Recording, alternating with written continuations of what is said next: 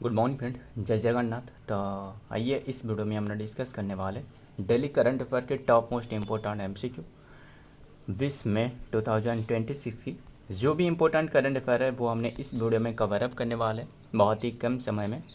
हर दिन तो डिस्कस कर ही रहे, तो आइए देखते हैं आज की जो भी इम्पोर्टेंट क्वेश्चन रहे वो हमने डिस्कस करें। फर्स्ट क्वेश्चन आपके सामने रहे, एग्रीकल्चरल मिनिस्टर कौन है? वो है शिवराज सिंह चौहान। पता ही होगा इतनी सी बात। और जो भी मिनिस्टर है एक एक करके रिकल करना, सिर्फ रिकल करने के लिए बोला। अगर बता दूँ तो फिर भी बता सकता हूँ। फिर शिवराज सिंह चौहान। तो ये क्वेश्चन पहले डिस्कस कर लेते हैं। लॉन्च करिए PMGSY, जो कि PMGSY IV यानी फुट, जो कि IV इन हुई स्टेट, कौन सी स्टेट में ये लॉन्च करिए। PMGSY का मतलब क्या है पहले ये समझना है। PM का मतलब था प्राइम मिनिस्टर ग्राम सड़क योजना। क्लियर इतनी सी बात। एंड IV मतलब फोर्थ, ये फोर्थ मतलब फोर्थ चरण की ये शुभारंभ करी है। क्लियर। लॉन्च करिए तो एग्रीकल्चरल मिनिस्टर शिवराज सिंह चौहान। तो ये देख रहे हो ना, जो प्राइम मिनिस्टर ग्राम सड़क योजना है। ये ऑप्शन में ऐसे रख सकता है कि किसने लॉन्च करी है, नितिन गडकरी रख सकता है क्योंकि वो रोड मिनिस्ट्री है। बट ये आंसर क्या है, मिनिस्ट्री जो कि शिवराज सिंह चौहान एग्रीकल्चर मिनिस्ट्री। ये क्वेश्चन सबसे इसीलिए इंपॉर्टेंट हो जाती है, मतलब ये कन्फ्यूजन करने वाला क्वेश्चन है ना। तो इसीलिए थोड़ा सा घर भरमाइएगा एंड याद रखिएगा ताकि आपको एग्जाम में जो कि क्वेश्चन बने।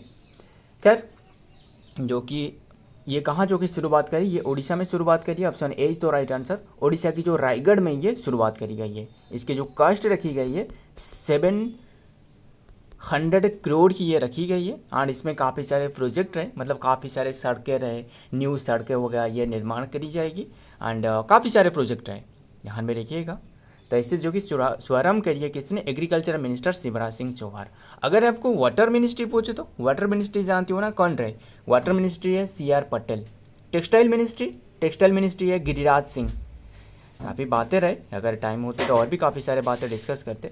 एग्रीकल्चर मिनिस्ट्री जो कि वो तो शिवराज सिंह चौहान। टेक्सटाइल मिनिस्ट्री वो है गिरिराज सिंह। एंड गजेंद्र सिंह शेखावत जो कि टूरिज्म अफेयर मिनिस्ट्री है ना। एंड JP नड्डा तो health ministry. And parliamentary affair ministry जो कि कौन रहे, किरण रिजिजू रहे है ना।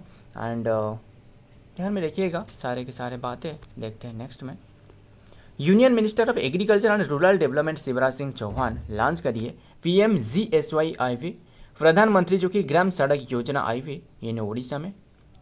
ही ऑफिशियली जो कि इनिशिएटेड द स्कीम जो कि ड्यूरिंग द इवेंट इन दी रायगढ़, जो कि Raigarh district in the presence of the chief minister जो मोहन मांझी रहे, इनके प्रेजेंस में ये लॉन्च करिए। क्लियर इतनी सी बात, ध्यान में रखिएगा। Number 2, who has become the new deputy governor of RBI in May 2026? Who has become the new deputy governor of RBI in May 2026 में जो कि किसने बने हैं न्यू डेप्यूटी गवर्नर के रूप में, किसने बने हैं? ध्यान में रखिएगा, न्यू डेप्यूटी गवर्नर बने हैं। मतलब जानती हो ना, RBI में जो डेप्यूटी गवर्नर रहे ना, 4 डेप्यूटी गवर्नर रहे। नाम बता दूँ पहले ये क्वेश्चन को सॉल्व कर लेता हूँ। ये आंसर है रोहित जैन। ऑप्शन C तो राइट आंसर रोहित जैन। इन्होंने जो रिप्लेस करिए T रविशंकर को। जानते हो ना आप, जो मतलब रहे RBI की जो डेप्यूटी गवर्नर रहे। अभी के टाइम में RBI की गवर्नर संजय मल्होत्रा 26 नंबर की है ना। डेप्यूटी गवर्नर एक रहे श्रेयस चंद्र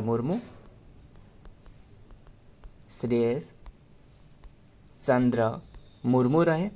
एंड दूसरे रहे Swaminathan Janaki Raman.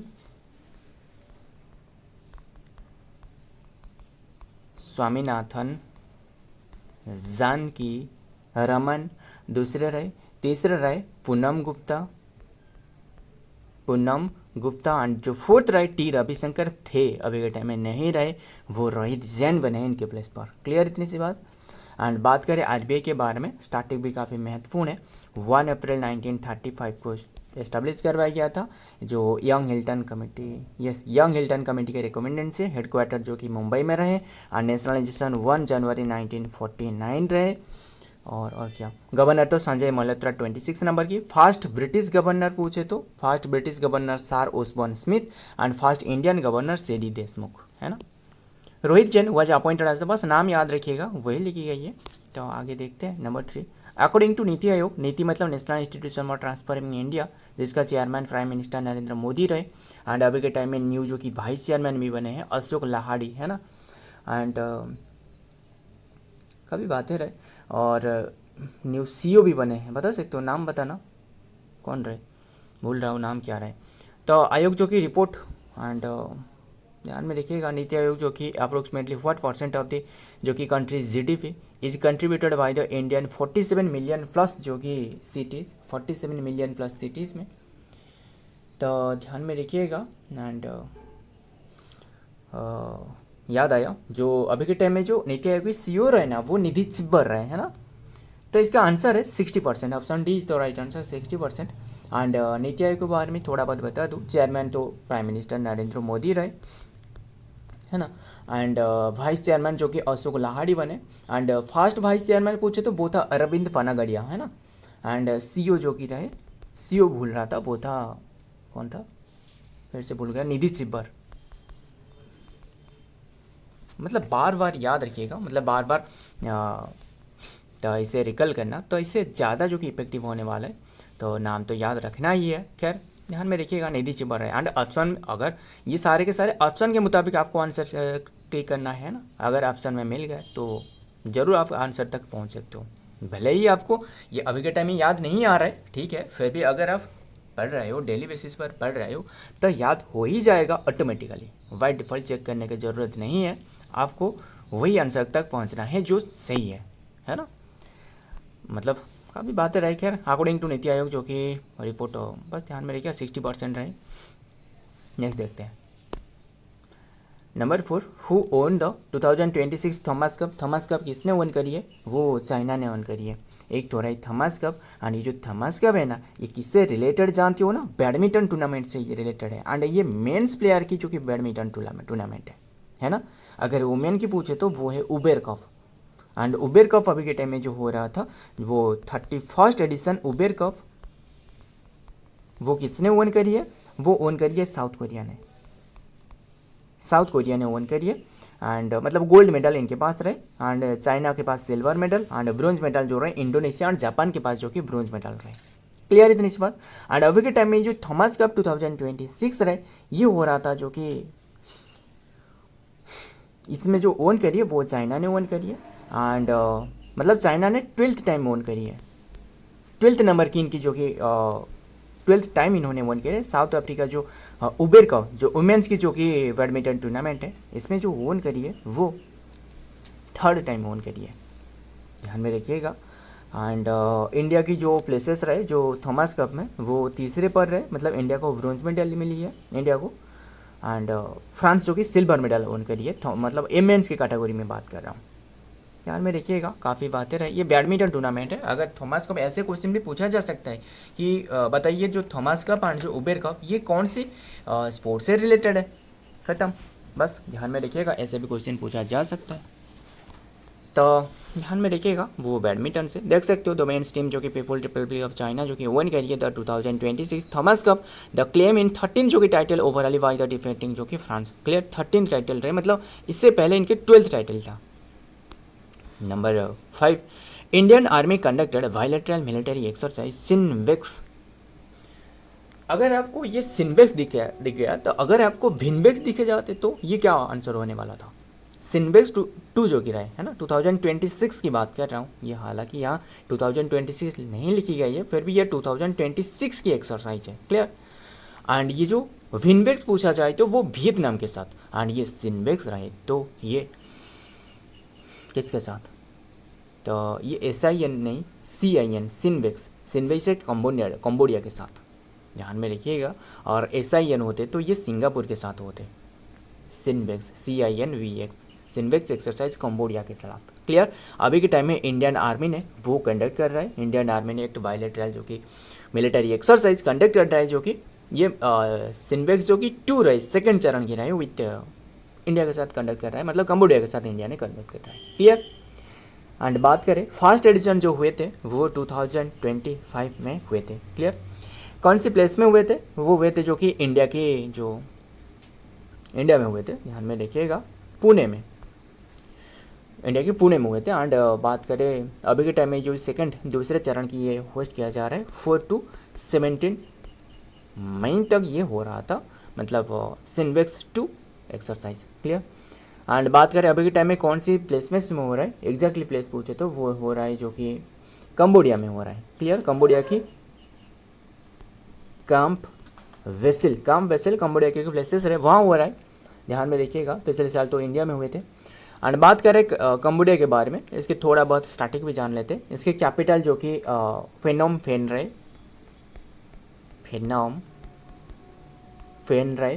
And currency Cambodian riyal रहे, कंबोडियन रियाल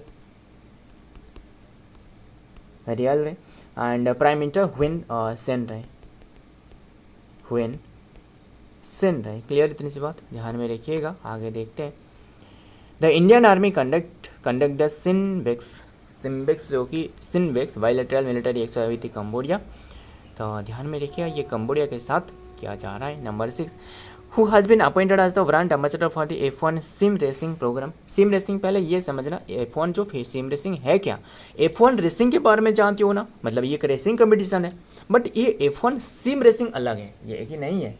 अलग है मतलब क्या है अलग यही है कि ये एक ई स्पोर्ट है। ई स्पोर्ट मतलब ऑनलाइन स्पोर्ट है, मतलब ऑनलाइन रेसिंग कह सकते हो। खैर, ये अभी के टाइम में जो अपॉइंटेड करी गई है एम्बेसडर के रूप में नियुक्त करी गई है वो है Shreyas Iyer. Option C is the right answer, Shreyas Iyer. Clear, ये ई स्पोर्ट है, ध्यान में रखिए, e sport. Indian cricketer Shreyas Iyer जो कि has been appointed as the official जो कि brand ambassador of the formula 1 जो कि व्यक्त सिम रेसिंग जो कि प्रोग्राम एंड इन इंडिया।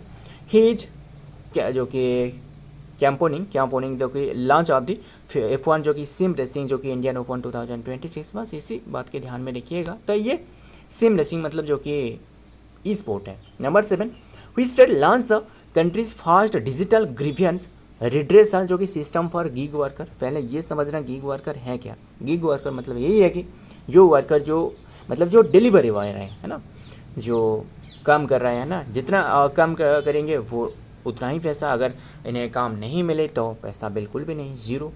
खैर, वो गिग वर्कर के लिए एक रिड्रेसल जो कि ग्रीवियंस जो कि डिजिटल एक प्लेटफॉर्म में लॉन्च करिए। उद्देश्य क्या है, इनकी जो भी शिकायत रहे वो एक ही प्लेटफॉर्म पर एक ही मंच पर जो कि दर्ज कर सकते हैं। उद्देश्य वही है। तो ये कौन सी स्टेट में ये लॉन्च करी गई है, तो ये कर्नाटक में लॉन्च करी गई है। Option B is the right answer, Karnataka launch करी है। किसने, जो CM रहे सिद्धरामैया रहे ना, ध्यान में रखिएगा। एंड गिग वर्कर मतलब जो कि जो पार्सल बॉय रहे, यानी जो, ध्यान में रखिएगा। एंड बात करें कैपिटल के बारे में कर्नाटक की, वो बेंगलुरु। एंड CM है सिद्धरामैया एंड गवर्नर है Thawarchand Gehlot. Karnataka launch India first जो कि गवर्नमेंट जो कि व्यक्त डिजिटल जो कि grievance redressal system for gig worker के लिए। लॉन्च डेट के ऑपरेशन बस May 1 जानते हो ना, लिबर्टी डे के रूप में ऑब्जर्व करी जाती है। Number 8, 7-year-old Ishan Singh belong to which state. कौन सी स्टेट से बिलोंग कर रहा है, एक इंपॉर्टेंट क्वेश्चन है, बहुत इंपॉर्टेंट है, सिर्फ हल्का में मत लेना।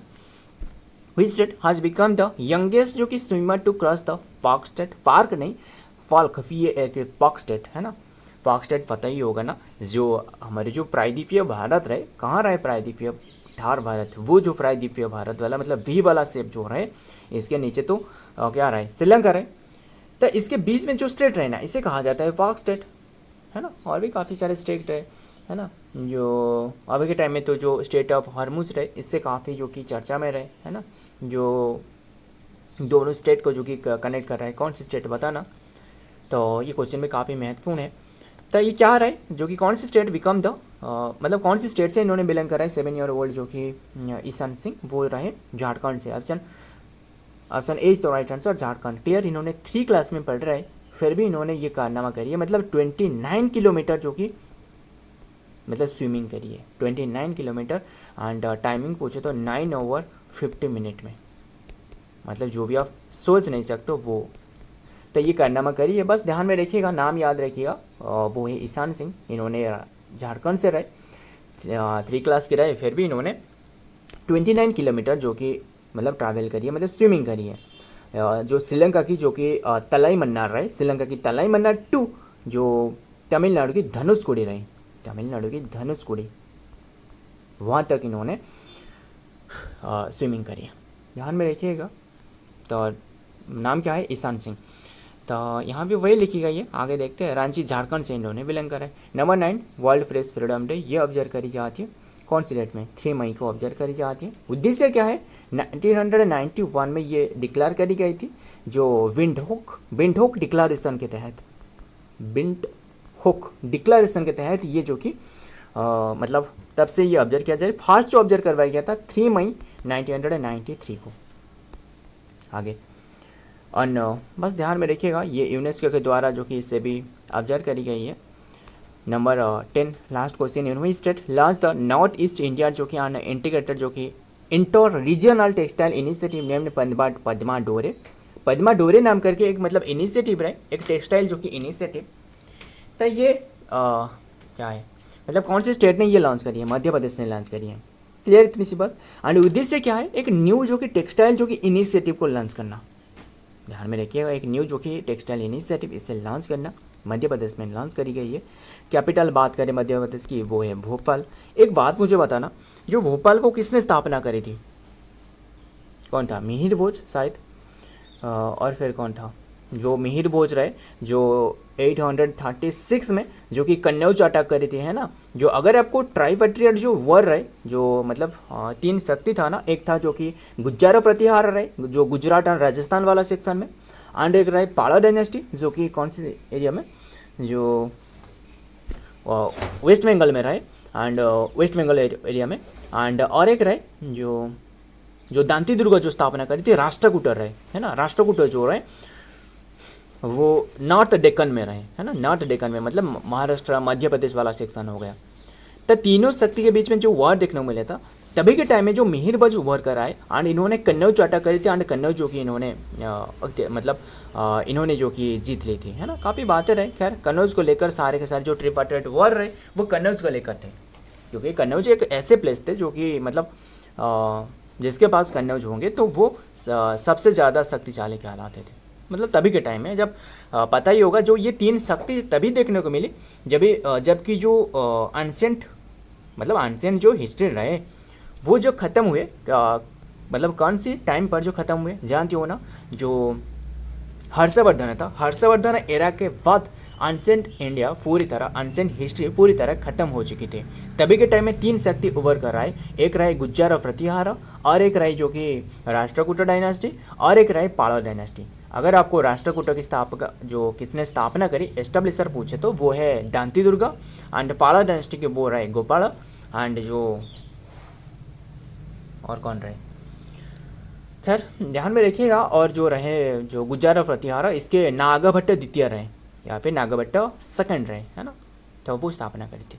तो इनके बीच में वॉर देखने को मिलने वाला है। काफ़ी सारे बातें रहे। इसके बाद जो कि क्या रहे, ध्यान में रखिएगा, जो मोहम्मद जो गजनी रहे, महमूद गजनी की एंट्री होने वाला है ना। इसके बाद मोहम्मद घोरी की एंट्री होने वाला है, जो पानीपत नहीं, जो तरिन रहे, battle of Tarain, first battle of Tarain and second battle of Tarain, 1191 की बात कर रहा हूँ हमने, एंड 1192 की। खैर ये सारे के सारे तो पता ही होगा, अगर नहीं पता तो याद रखिएगा। तो ये रीजनल टेक्सटाइल जो कि इनिशिएटिव लेम्ड पद्मा डोरे, एंड ये ध्यान में रखिएगा। तो ये भोपाल से जो कि याद आया तो बता दी सारे के सारे बातें, है ना। एंड बात करें सीएम के बारे में, वो है मोहन यादव, गवर्नर है मंगू भाई छगन पटेल। बस इतनी सी बात ध्यान में रखिएगा, मध्य प्रदेश से रिलेटेड है। द पद्मा डोरे जो कि initiative was launch in the north east Indian जो कि ईरी, अहिंसा जो कि सिल्क एंड विद सांदेरी जो कि, बस ध्यान में रखिएगा। सुपर एंड आज के सारे क्वेश्चन रहे। वीडियो पसंद आए तो वीडियो को लाइक करना, दोस्त यार शेयर करिएगा। मिलता हूँ और एक वीडियो में और एक इंपॉर्टेंट एमसी के साथ। तब तक के लिए जय हिंद, जय जगन्नाथ।